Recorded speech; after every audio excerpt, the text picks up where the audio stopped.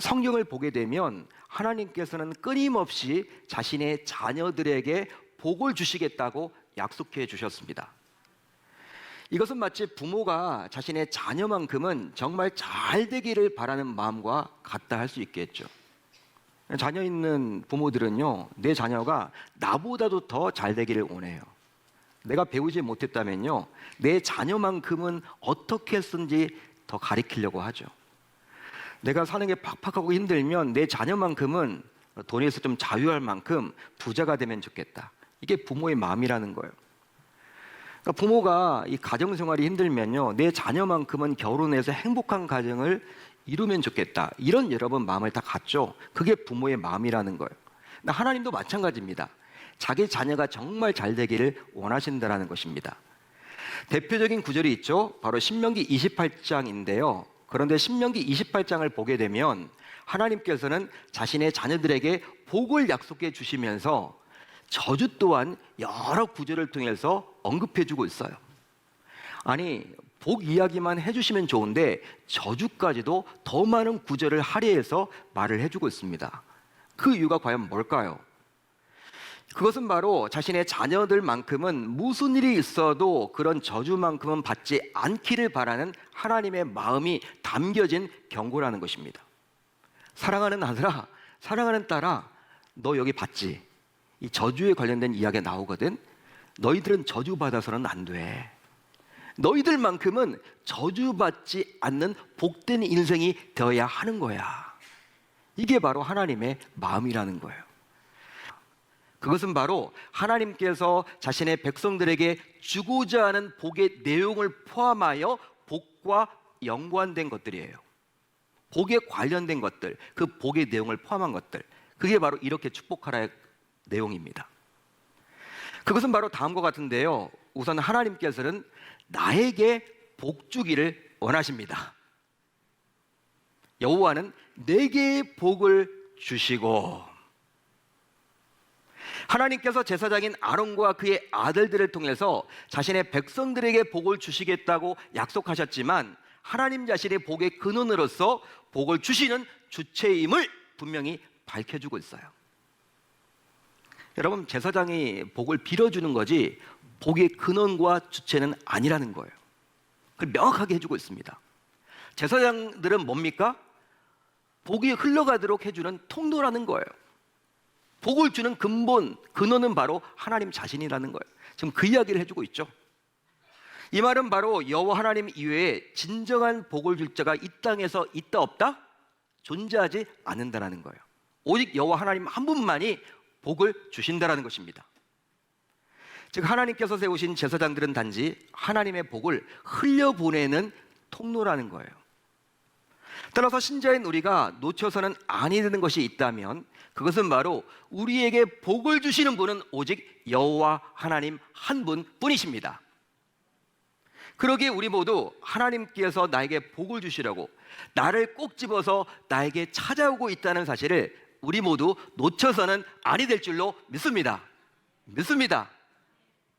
다음으로 하나님께서 주시는 복은 바로 나를 지켜주심입니다. 지켜주신다라는 거예요. 와, 얼마나 위로가 되는지 몰라요. 여호와는 너를 지키시기를 원하며.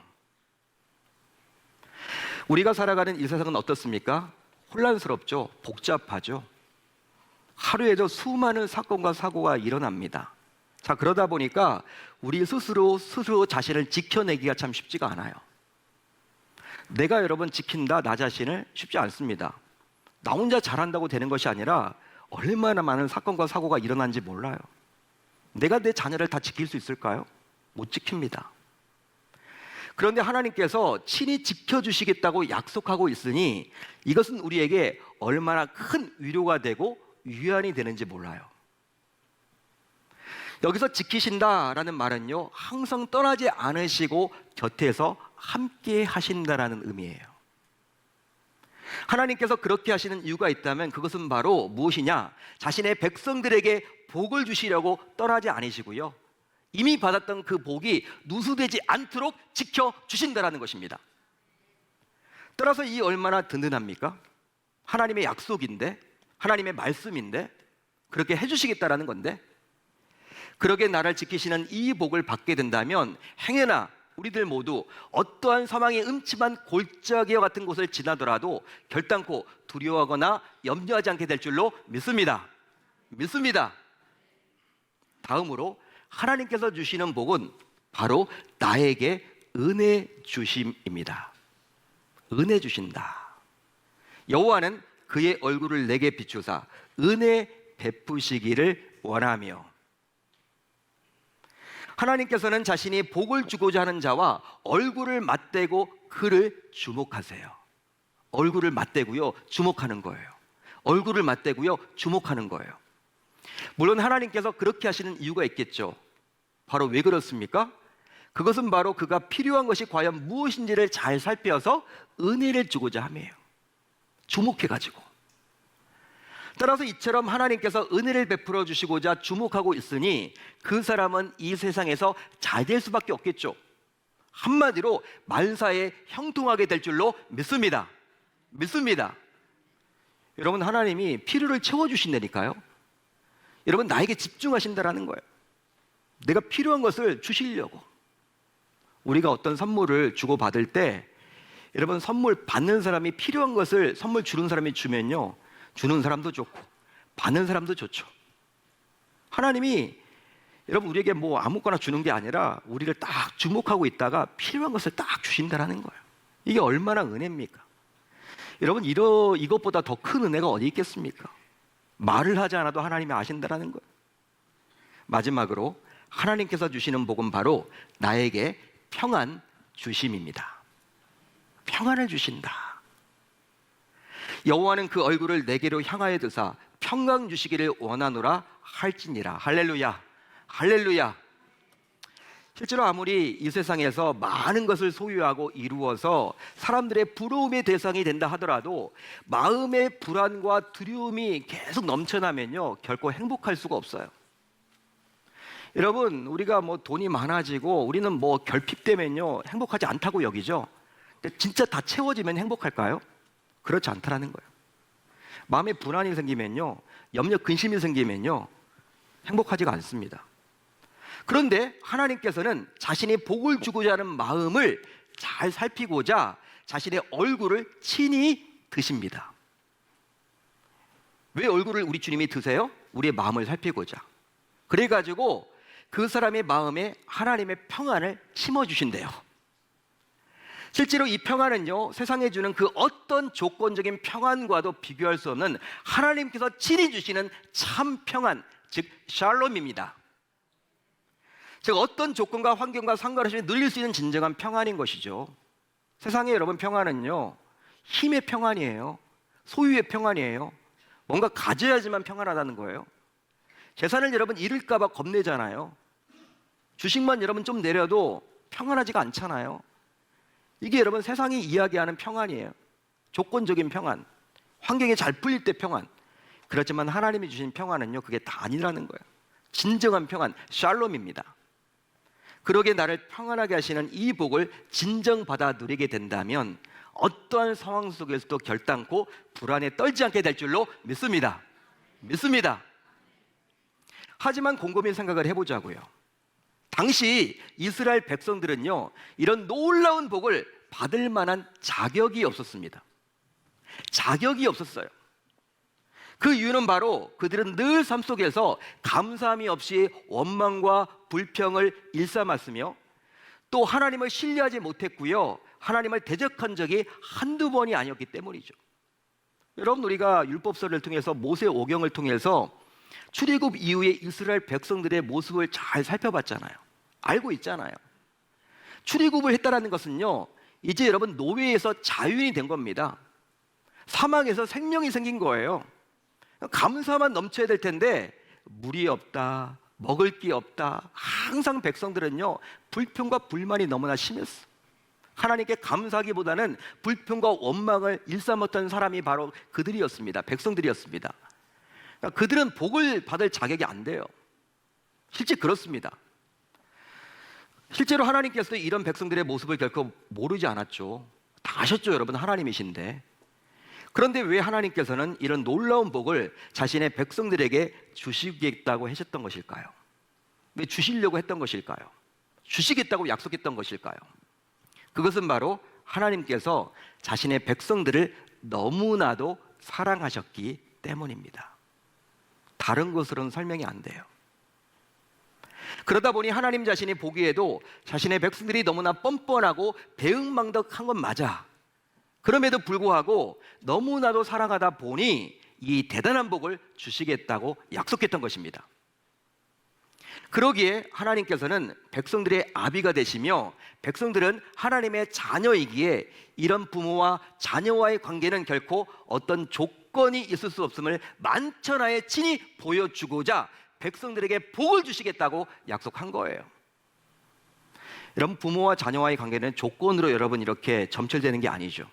무조건적으로 베풀죠. 무조건적으로. 그게 부모 아닙니까, 여러분? 사랑하다 보니까 자격은 갖추지 못하고 조건은 갖추지 못했지만 배은망덕하지만 나를 배신까지 했지만 나를 원망까지 했지만 불평불만이 일삼았지만 내가 그를 너무나 사랑하다 보니까 복을 주겠다고 지금 약속을 해주고 있는 거예요. 사랑하는 성도 여러분, 오늘도 하나님께서는 오직 내가 복받기를 원하십니다. 믿으시면 아멘, 동의가 되시면 아멘. 김집사 이권사가 복받는 것이 아니라 내가 복받기를 원하신다는 거예요. 실제로 하나님의 자녀의 신분으로 살면서 이 복을 받아 누리지 못한다면 이것은 얼마나 커다란 불행일까요? 하나님께서는 다른 누군가가 아니라 오직 내가 복받기를 원하시기에 오늘 짧은 구절 안에서 내게 계속 반복해서 기록해주고 있습니다. 여러분, 우리가 복받는다 그렇게 말하고 있지 않아요. 내가 복받는다. 우리가 복받는 게 아니에요, 여러분. 내가 복받는 거예요. 그만큼 내가 복을 받아야 한다라고 하나님은 이 시간 말씀해 주십니다. 자, 그렇다면 하나님께서 말씀하신 이 복을 지금 과연 나는 받아 누리고 있습니까? 여러분 어떻습니까? 하지만 이 질문에 예라고 선뜻 답하지 못하는 이유가 있다면 왜 그렇습니까? 여러분, 하나님의 자녀여 신자인 우리 모두 이 놀라운 복을 받아야만 하겠습니다. 이 복은 바로 하나님께서 자신의 자녀인 나를 사랑하시는 증표이기 때문이죠. 따라서 오늘은 잃어버린 복을 다시 회복하는 아주 중요한 시간이에요. 놀라운 시간이에요. 자, 그렇다면 우리는 이 복을 어떻게 받을 수 있을까요? 이 복을, 이 놀라운 복을, 이 대단한 복을 어떻게 받아 누리고 살아갈 수 있을까요? 바로 우리 모두 축복은 관계임을 기억해야만 합니다. 축복은 관계라는 거예요.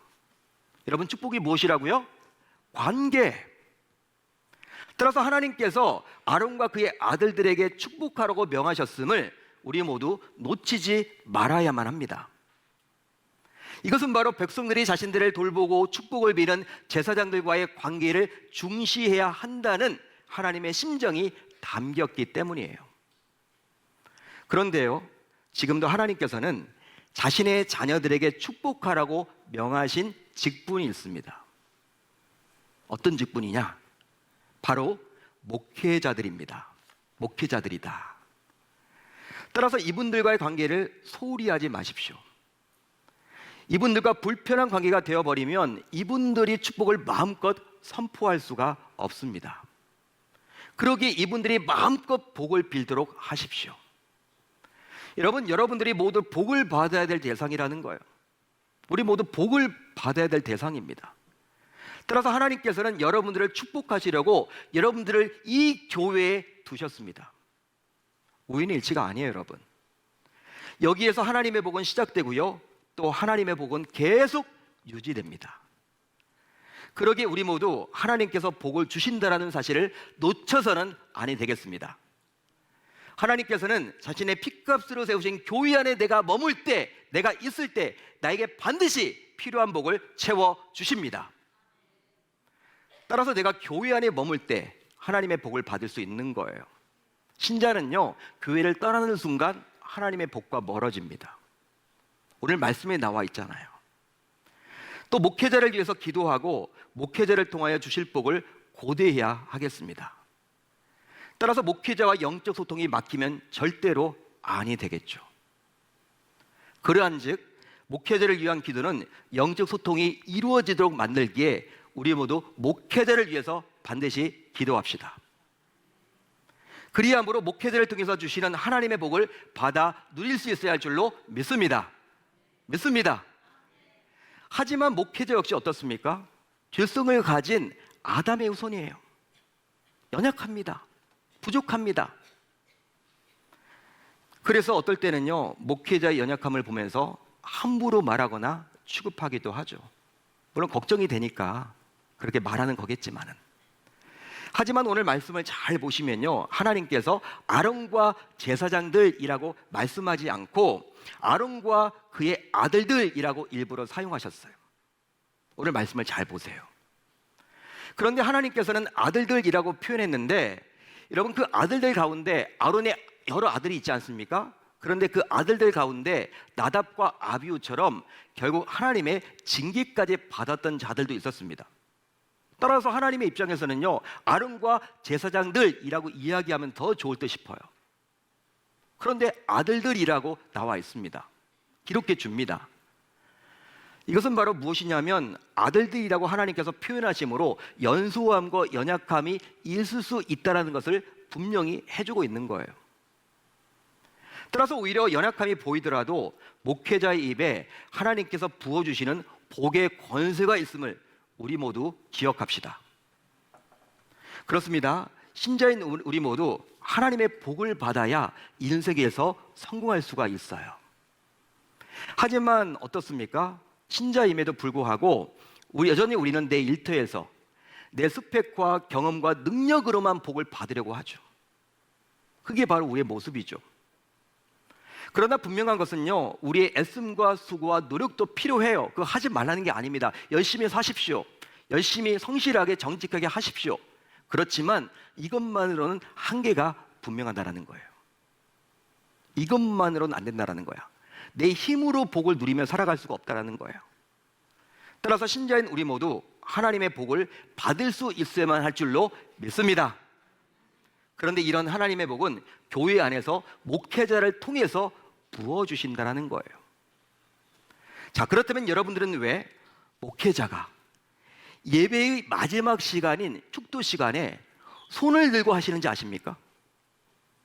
여러분, 축도하실 때 목사님들이 이렇게 딱 손을 들잖아요. 목회자들이.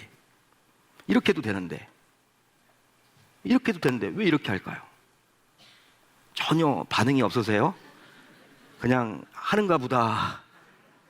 생각을 안 해보셨죠? 근데 새가족들은 저게 묻더라고요. 새가족들은 물어. 초신자들은 물어. 신기하니까. 그러니까 우린 여러분 그냥 해왔던 대로 그냥 하는 거야, 계속. 여러분, 왜 목회자들이 예배 마지막 시간에 축도를 할 때 손을 들고 할까? 이렇게 해도 되는데, 이렇게 해도 되잖아. 손 아프게 여러분 이렇게 왜 해야 되는 것일까? 목회자가 손을 들고 축복하는 것은 바로 오늘 말씀에 근거하여 복을 선포하는 시간입니다.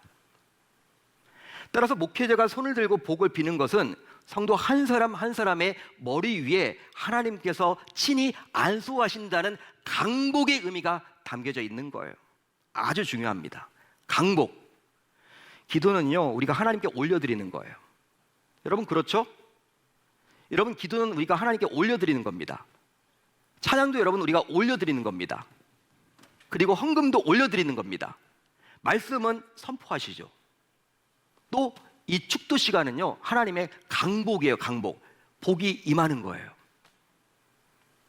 그러게 우리 모두 아멘으로 받고 복을 누릴 수 있어야만 하는 것이죠.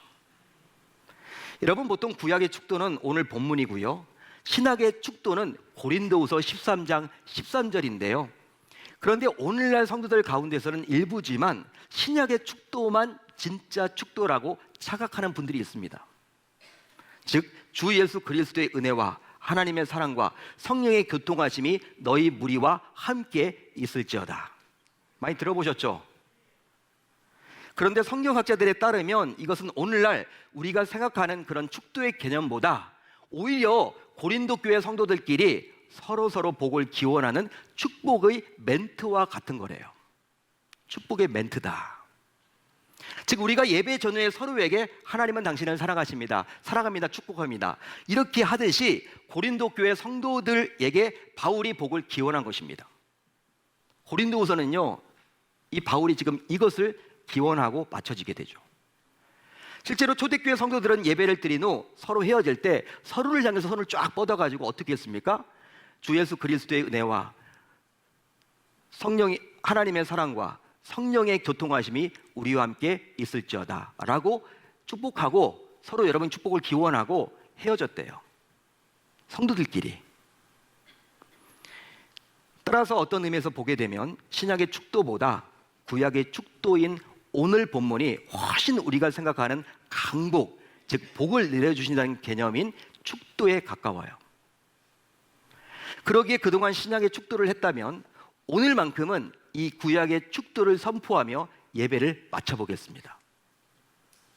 오늘 예배를 마칠 때 평상시와는 다른 축도를 하더라도 여러분들이 이제 이 설교를 소화하신 분들은 이해가 될 거예요. 바로 구약의 축도가 훨씬 더 풍성한 복이 담겨져 있기 때문이죠. 그렇습니다. 축도는 하나님으로부터 내려오는 강력한 복이 있습니다. 축도는 나에게 복을 주시려는 하나님의 강한 심정이 담겨져 있습니다. 축도는 구약에서는 제사장만이, 오늘날에는 오직 목사들만이 손을 들고 선포하게 되어 있습니다. 이것은 바로 하나님께서 한 사람 한 사람의 머리 위에 1대1로 안수한다는 의미이기 때문입니다. 축도는 목사가 비는 대로 이루어지는 강복입니다. 따라서 축도를 받으면서 예배를 마치는 것은 예배를 통하여 복을 받고 그 복을 가슴에 품고 각 가정으로 돌아가는 우리 하나님의 지엄한 명령임을 우리 모두 기억해야 할 줄로 믿습니다. 그러기 앞으로 예배 중간에 나가기보다는, 물론 여러분 뭐 급한 일 있어 나가시겠지만 되도록이면은 끝까지 예배 중간에 나가기보다는 하나님께서 말씀으로 부어주신 그 은혜를 복으로 바꾸어 주시는 강복인 축복까지 꼭 아멘으로 받으셔서 하나님께서 부어주시는 복을 받아 누려야 할 줄 우리 주님의 이름으로 축원합니다. 여러분, 실제 제가 예전에 미군 부대에서 목회를 하셨던 분 이야기를 들었어요. 미군 부대. 여러분, 미군 부대 안에도 교회가 있죠. 근데 여러분, 한국 교회랑 다른 게 뭐냐면 한국 교회는요, 설교가 좀 길어지면요 막 중간에 나가잖아요. 축도 안 받고 나가잖아요. 근데 미군 부대 교회는요, 말씀 시간엔 거의 사람이 없대요. 근데 이제 기도하고 축도를 하려고 딱 하면요, 사람들이 꽉 차 있대. 미군들이 와서 복 받으려고. 여러분, 그 개념을 아는 거예요. 기독교 문화인 그들은요, 이 개념을 아는 거예요. 정확하게 알고 있는 거예요. 근데 우리는 그걸 정확하게 놓치는 거죠. 우리가 하나님께서 말씀을 통해서 우리에게 은혜를 주셨다면 그 은혜가 복으로 바뀌어지는 것은요, 바로 각 개개인에게 축도를 통해서 하나님께서 안수하실 때 임한다라는 사실입니다. 저와 여러분들 모두 이제는 그렇게 하겠다라고 일평생 오늘 말씀을 잊지 않고 그렇게 복을 받아 누리면서 살아가겠다라고 결단하고 다짐하는 저와 여러분들이 다 되셨으면 좋겠습니다.